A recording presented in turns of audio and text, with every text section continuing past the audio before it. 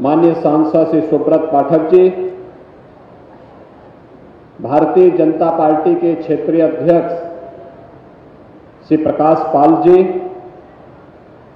माननीय विधायक श्रीमती गुड़िया कठेरिया जी, प्रदेश सह संयोजक बेटी बचाओ बेटी पढ़ाओ डॉक्टर मंजू सिंह सेंगर जी, श्रीमती विजय तिवारी जी,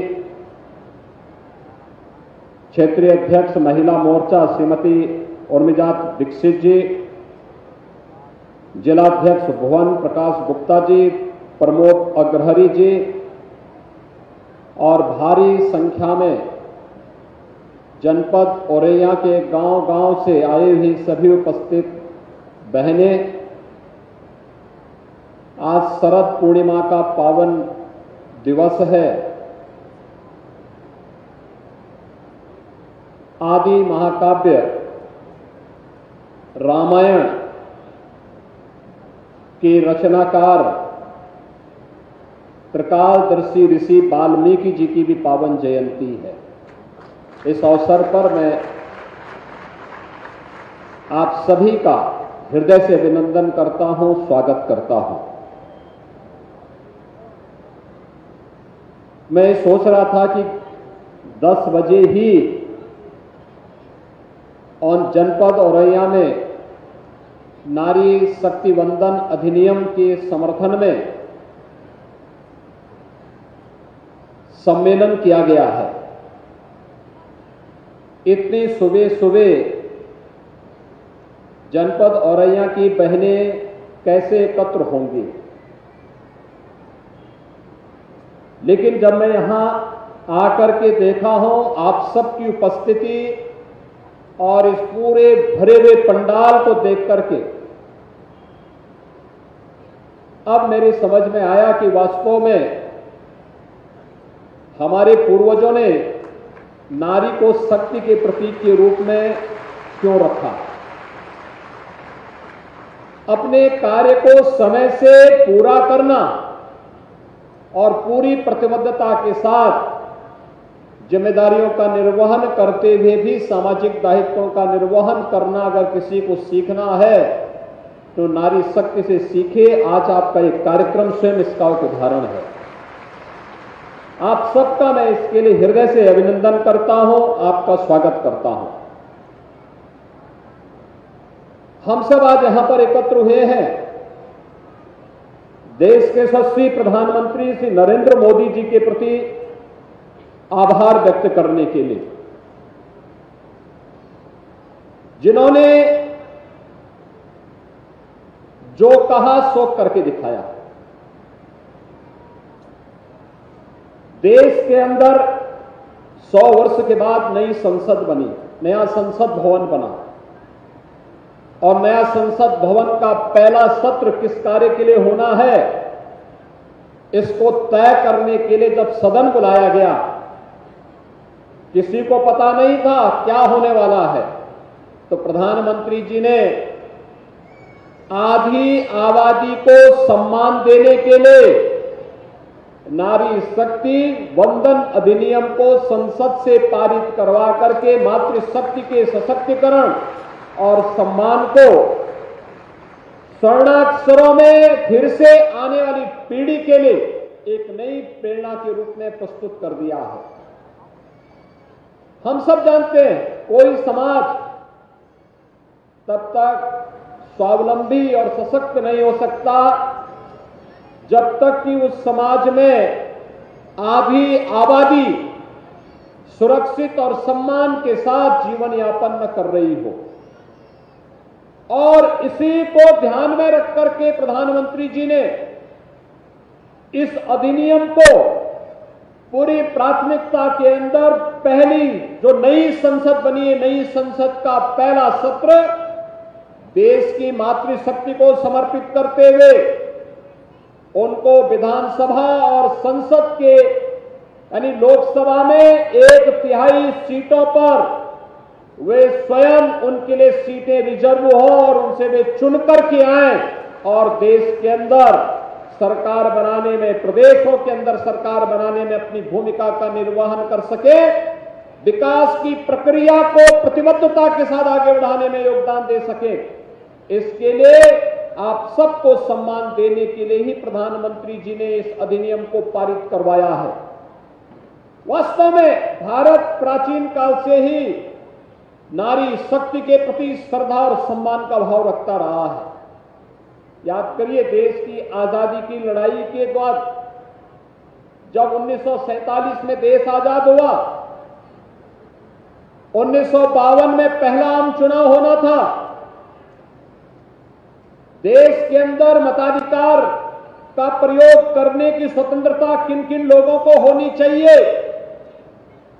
आप आश्चर्य करेंगे, भारत दुनिया का वह देश है जिसने अपने यहां संसदीय प्रणाली लागू होने के साथ ही आधी आबादी को भी मतदान देने का पूरी स्वतंत्रता दी। 1952 में ही भारत के अंदर हमारी माताओं और बहनों को अपने वोट को देने का पूरा अधिकार मिल गया था, जबकि दुनिया के अंदर आधुनिक लोकतंत्र के रूप में अपनी पहचान बनाने वाले ब्रिटेन को भी वहां की महिलाओं को यह अधिकार बाद में प्राप्त हुआ। भारत की महिलाओं को पहला यह अधिकार प्राप्त हुआ। भारत तो हमेशा से इस बात का पक्षधर रहा है और आज उसी व्यवस्था को आगे बढ़ाने के लिए हम सब यहां पर उपस्थित हुए हैं। हम लोगों का यही मानना है कि बगैर आबादी की को सम्मान दिए बगैर, उनके सशक्ति के बगैर विकास की योजनाओं का मूल्य अधूरा है। उसका कोई मूल्य नहीं, बल्कि वह अवमूल्यन की तरफ जाएगा। और इसी को ध्यान में रख करके आज डबल इंजन की सरकार विकास के कार्यक्रमों को तेजी के साथ आगे बढ़ाने का कार्य कर रही है। मिशन शक्ति का चतुर्थ चरण उसी श्रृंखला का हिस्सा है। इसमें एक और बेटियों और बहनों को सुरक्षा की पूरी गारंटी देना, दूसरी ओर उनके सम्मान के लिए विभिन्न प्रकार के कार्यक्रमों को जन जागरण के माध्यम से उन तक पहुंचाने का कार्यक्रम बनाना, और तीसरे चरण में उनके स्वावलंबन के लिए शासन की विभिन्न स्कीमों को, योजनाओं को उनको जोड़ने का कार्यक्रम करके उनके आर्थिक स्वावलंबन का मार्ग भी प्रशस्त करना। इस संबंध में अनेक कार्यक्रम केंद्र और राज्य सरकारें पहले से संचालित कर रही हैं। बेटी बचाओ बेटी पढ़ाओ का कार्यक्रम हो, आपने देखा होगा, बेटी बचाओ बेटी पढ़ाओ के माध्यम से पहले उत्तर प्रदेश के अंदर अलग अलग जनपदों में जब हमारे सामने आंकड़े आते थे, वे आंकड़े चौंकाने वाले होते थे। लिंग परीक्षण के नाम पर बेटियों को पेट में ही मार दिया जाता था, भ्रूण हत्याएं होती थी। अनेक जगह इस प्रकार की तमाम कुरीतियां थी जिनके कारण असंतुलन, बेटे और बेटियों के बीच में असंतुलन की स्थिति पैदा होने लग गई थी। मुझे याद है जब पहली बार जब मुख्यमंत्री बनने के बाद प्रधानमंत्री जी से मिलने के लिए गया था, तो प्रधानमंत्री जी ने भी कहा था कि कुछ जनपद ऐसे हैं जिन जनपदों पर विशेष ध्यान दिए जाने की आवश्यकता है। और तब ये हुआ था, उस समय हम लोगों ने एक ऑपरेशन मुखबिर की एक योजना चलाई थी कि कहीं भी भ्रूण परीक्षण नहीं होगा, बेटी को पेट पे ही मारने का पाप नहीं कोई करेगा, और अगर करेगा तो सख्त सजा भी करेंगे। और फिर धीरे धीरे करके हम लोगों ने प्रदेश के अंदर अनेक योजनाएं प्रारंभ की। केंद्र सरकार, प्रधानमंत्री जी ने आने के बाद ही इस दिशा में अनेक कार्यक्रम प्रारंभ किए। मातृ वंदना का कार्यक्रम हो, मिशन इंद्रधनुष का कार्यक्रम हो, स्टैंड अप की योजना हो, या अनेक जो कार्यक्रम चले थे जो केवल महिलाओं को ध्यान में रख करके बनाई गई थी, वह योजनाएं तो चली रही थी, लेकिन साथ साथ जब राज्य की योजनाएं भी अलग से प्रारंभ होकर के इस दिशा में आगे बढ़ी, आज उसके अच्छे परिणाम हम सबके सामने आते हुए दिखाई दे रहे हैं। आज मुख्यमंत्री कन्या सुमंगला योजना बेटी के जन्म लेने से लेकर के बेटी के स्नातक तक की पढ़ाई के लिए अब तक हम 15,000 दे रहे हैं। नए सत्र में इस राशि को 25,000 रुपए करने का निर्णय लिया जा चुका है और इसके लिए बजट का प्रावधान किया जा रहा है। बेटी जन्म लेगी तो बेटी के रजिस्ट्रेशन के साथ ही उसके अकाउंट में पैसा चला जाएगा, यानी बेटी साक्षात लक्ष्मी के प्रतीक के रूप में घर में उसको सम्मान मिलेगा। बेटी 1 वर्ष की होगी, सभी प्रकार के टीकों से आच्छादित करने का सर्टिफिकेट जैसे ही प्राप्त होगा, ऐसे ही बेटी के अकाउंट में फिर से पैसा आएगा। पहली क्लास में जाएगी, अकाउंट में पैसा फिर आ जाएगा। छठी क्लास में जाएगी तो पैसा आएगा। 9वीं क्लास में जाएगी, रजिस्ट्रेशन होते ही पैसा आ जाएगा। 9वीं क्लास के बाद कोई सर्टिफिकेट कोर्स या आगे की पढ़ाई रखना चाहती है तो पैसा आएगा। और बेटी जब शादी ब्याह के योग्य होगी तो मुख्यमंत्री सामूहिक विवाह योजना में शासन की ओर से 51,000 रुपए की राशि इस बेटी की शादी के लिए शासन के द्वारा उपलब्ध करवाया जाएगा। यह व्यवस्था भी से दी गई है जिससे बेटे और बेटी के बीच में कोई भेदभाव प्रदेश के अंदर न होने पाए। हम सब जानते हैं बहुत सारी जगह रूढ़िगत भावनाएं थी। 2017 में जब मुख्यमंत्री बना था वो तब इस बात को देखता था, बेटा और बेटी स्कूल जा रही है, बेटा अच्छे स्कूल में पढ़ रहा है, बेटी नंगे पैर स्कूल जाती थी, उसके पास कपड़े भी ठीक ढंग से पहनने के नहीं होते थे। हमारी सरकार ने तय किया, ये डबल इंजन की सरकार ने तय किया कि अगर परिवार की आर्थिक स्थिति ऐसी नहीं है तो बेटी की जिम्मेदारी सरकार लेगी। हर बच्चे को बेसिक शिक्षा परिषद के स्कूलों में अध्ययन करने वाले हर बच्चे को 2 यूनिफॉर्म, बैग, बुक्स, जूता, मोजा, स्वेटर ये सब देने की व्यवस्था सरकार से तय कर दी गई है। जैसे ही बच्चे का एडमिशन होता है हर वर्ष रजिस्ट्रेशन के साथ ही 1200 रुपए उस परिवार के अकाउंट में आ जाते हैं। 1200 रुपए से वो यूनिफॉर्म बनाए बच्चों के लिए, जूते मोजे खरीदे, बच्चे को स्कूल भेजें। अनेक प्रकार की सुविधाएं इस दिशा में आगे देने के लिए भी सरकार ने तय किया। अगर दुर्भाग्य से कोई बहन निराश्रित हो जाए, निराश्रित महिला पेंशन से उसे आच्छादित करने की व्यवस्था भी 1,000 रुपए प्रतिमाह और आने वाले समय में कमेटी बनाई गई है, इस राशि को भी बढ़ाने की व्यवस्था की जा रही है।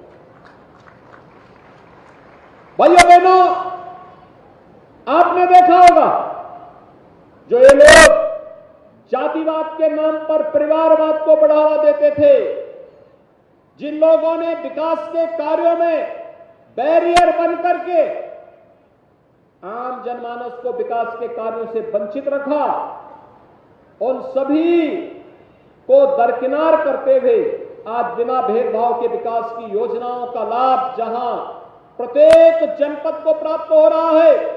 कोई सोचता था कि जनपद औरैया में मेडिकल कॉलेज बनेगा, लेकिन आज यह सपना साकार हो रहा है। जनपद औरैया का यह सपना साकार हो रहा है। कोई ये मानता था औरैया जैसे जनपद में लगभग 700 करोड़ रुपए की परियोजनाओं का शिलान्यास और उसका लोकार्पण होगा, लेकिन ये सपना भी आज साकार हो रहा है। यहां पे इंफ्रास्ट्रक्चर का हो, लोक कल्याण का हो, कनेक्टिविटी का हो, या फिर स्कूल को बनाने, कॉलेजेस के लिए, भवन के लिए, हॉस्पिटल के लिए, आंगनबाड़ी केंद्रों के निर्माण के लिए, हॉस्टल के निर्माण के लिए आज ये कार्य पूरी तत्परता के साथ बिना भेदभाव के आगे बढ़ रहे हैं। विकास के इन कार्यक्रमों को आगे बढ़ाने का ही परिणाम है कि आज विकास हर गांव, हर जनपद, हर क्षेत्र में केवल दिख नहीं रहा है, बल्कि लोग उसका आनंद भी ले रहे हैं। एक और इधर ले, ये दूसरी ओर शासन की लोक कल्याणकारी योजनाएं, बिना भेदभाव के हर गरीब को मकान का मिल जाना, बिना भेदभाव के हर गरीब के घर में शौचालय का निर्माण हो जाना, बिना भेदभाव के हर गरीब को उज्ज्वला योजना का कनेक्शन फ्री में उपलब्ध हो जाना, बिना भेदभाव के बिजली का कनेक्शन उपलब्ध हो जाना, बिना किसी भेदभाव के हर घर नल की योजना प्रभावी ढंग से लागू हो जाना, बिना भेदभाव के 5 लाख रुपए की स्वास्थ्य बीमा का कवर हर गरीब परिवार को उपलब्ध हो जाना। अगर ये योजनाएं शासन की पूरी ईमानदारी के साथ हर व्यक्ति तक पहुंचाने का कार्य सरकार कर रही है, तो इसके पीछे शासन की एक ही मंशा है। हमने जातिवाद के नाम पर नहीं, परिवारवाद के नाम पर नहीं, हमने क्षेत्र और भाषा के नाम पर सामाजिक ताने बाने को छिन्न भिन्न करने का पाप नहीं किया है, बल्कि हमें तो प्रधानमंत्री मोदी जी ने एक ही मंत्र दिया, वो मंत्र दिया है कि सबका साथ और सबके विकास का। विकास सबका, सबका साथ भी लेंगे, लेकिन तुष्टीकरण किसी का नहीं करेंगे। अराजकता पैदा करने की छूट किसी को नहीं देंगे। गुंडागर्दी फैलाने की छूट किसी को नहीं देंगे। अव्यवस्था फैलाने की छूट किसी को नहीं देंगे। आज हम यहां पर 28 अक्टूबर को यहां पर एकत्र हुए हैं। अभी 24 अक्टूबर को विजयादशमी का पर्व हम लोगों ने मनाया। विजयादशमी के पर्व के दौरान अनेक धार्मिक कार्यक्रम हो रहे थे। नवरात्रि में 9 दिन तक जगत जननी मां भगवती दुर्गा के अनुष्ठान के कार्यक्रम, विजयादशमी के अवसर पर जगह जगह रामलीलाओं के आयोजन, विभिन्न प्रकार के धार्मिक अनुष्ठान, ये सभी कार्यक्रम पूरे श्रद्धा और विश्वास के साथ आयोजित हो रहे थे। लेकिन आपने देखा होगा कि शांतिपूर्ण तरीके से सभी कार्यक्रम संपन्न हुए। अब समय नहीं, अब उस प्रकार की स्थिति नहीं होती है।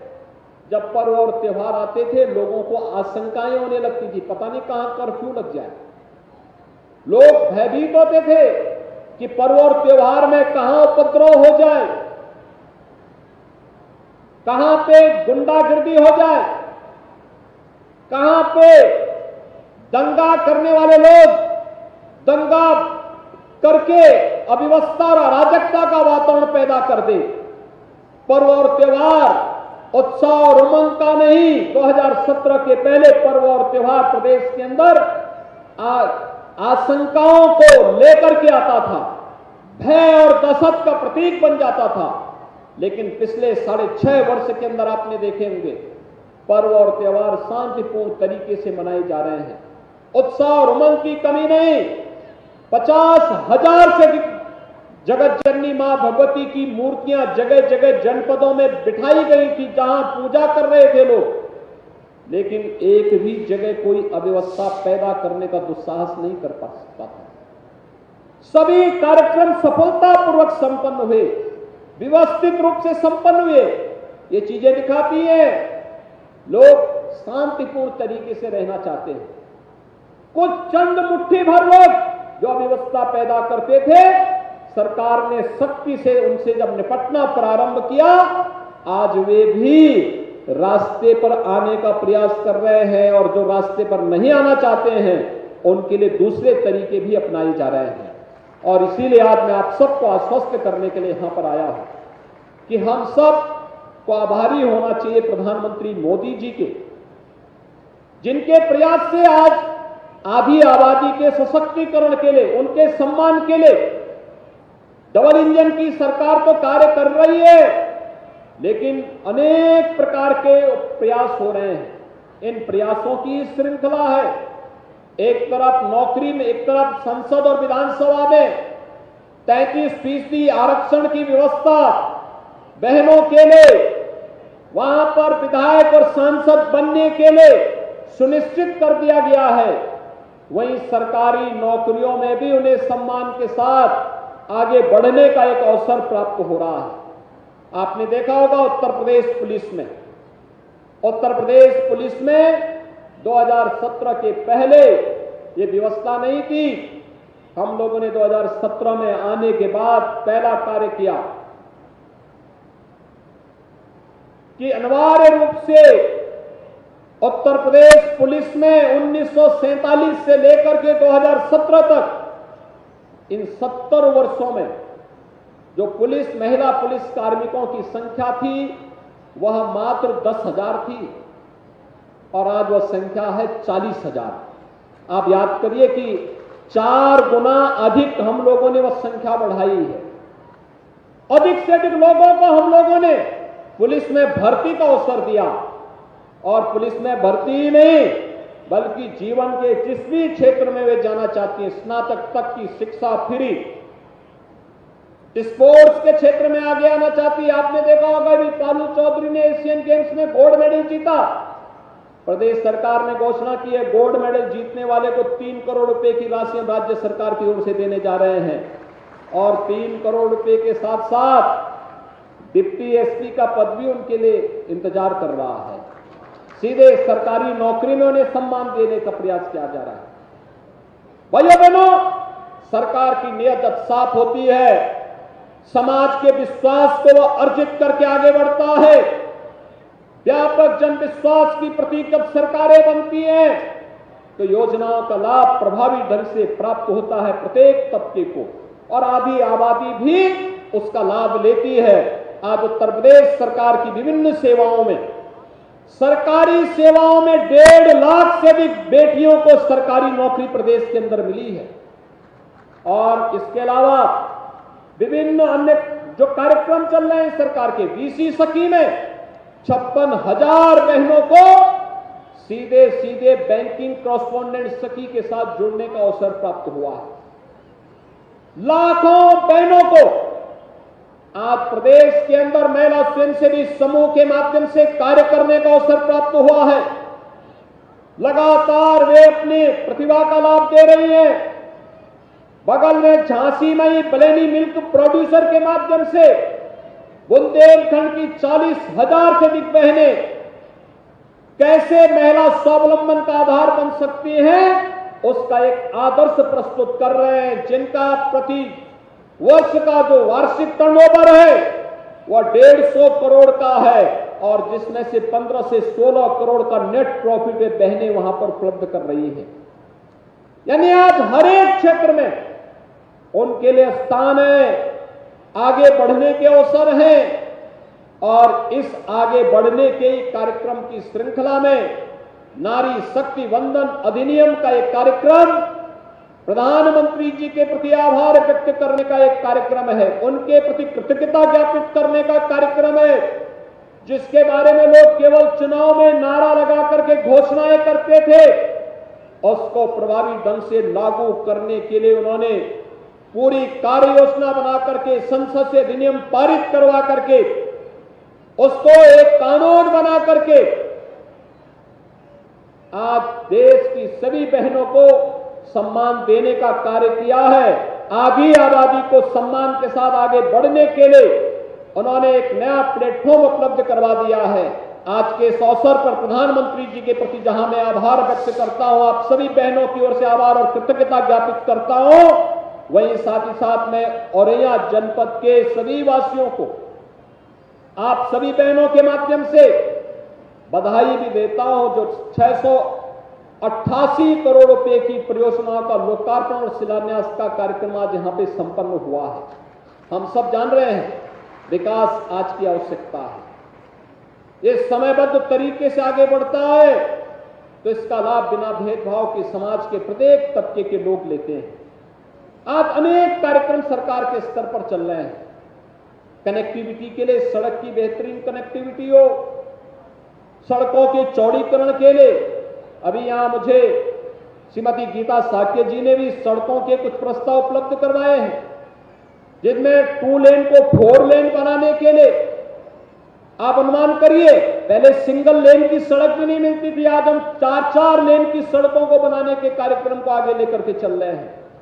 मेडिकल कॉलेज के निर्माण के लिए, आईटीआई के लिए, पॉलिटेक्निक के लिए, इंटर कॉलेजेस के लिए, ऑपरेशन कायाकल्प में बेसिक शिक्षा परिषद के स्कूलों के लिए, स्वास्थ्य की सुविधाओं के स्ट्रेंथन करने के लिए, महिला और बाल विकास के माध्यम से आंगनबाड़ी केंद्रों के पुनरुद्धार के लिए, हर घर नल की योजना के माध्यम से एक और जहां इन कार्यक्रमों को प्रभावी ढंग से आगे बढ़ाने का कार्य किया जा रहा है, वहीं साथ ही साथ यह भी सुनिश्चित किया जा रहा है कि हर परिवार को सिर ढकने के लिए छत मिले। प्रधानमंत्री आवास योजना की स्कीम प्रभावी ढंग से लागू हो सके।